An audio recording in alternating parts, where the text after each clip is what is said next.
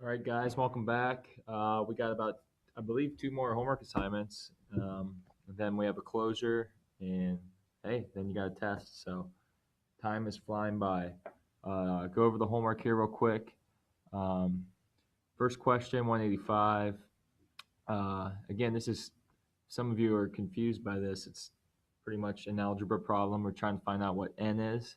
So just to kind of show you for A, which I'm going to draw it up here where I have some room. It says 15n equals 225. Well, when we see a variable next to a number, that means 15 times something equals 225. So the easiest way to work through this, um, which we'll be working on later in lot in 7th grade, is divide each side by 15, which gets you 1, which is n, and then simple division. How many 15s go into 225? You'll get your answer. For the next one, B, that looks a little different. You have, again, you already have your simple division problem. How many 12s go into 84? So, I mean, just simply set it up like that. Or 12 times what is 84? If you're looking at your multiplication table, you might be able to find these really quick and simple. The next question, 186. Jack has 4 tiles and he wants to find out how many different shapes he can make.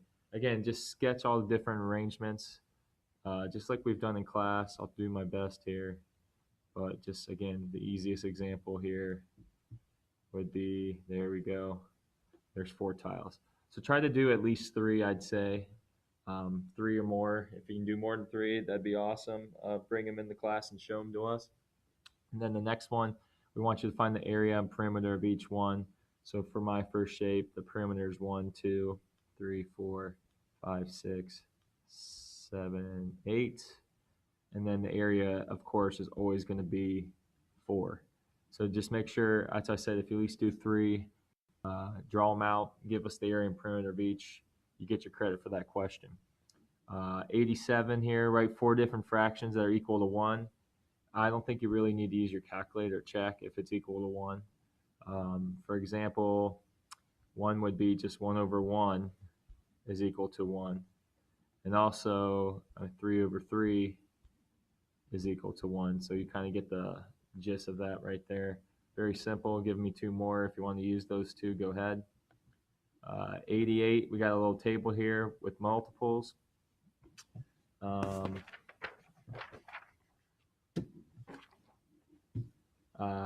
Just write down the number that appears in both rows. So you get, look, you're going by 2s. So of course the next one's going to be 8. And then here you count up by multiples of 3, 3, 6, 9, 12. Just fill out the rest of the chart. Don't forget on A here, describe any patterns you notice. So we just need a little written statement right here. B, smallest number that appears in both rows.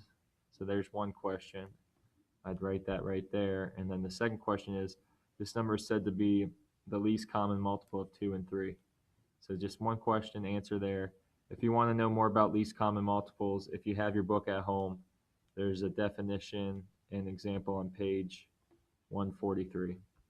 And then next, you got to find 3 more common multiples that are not in the chart. Just make sure you give us 3 there.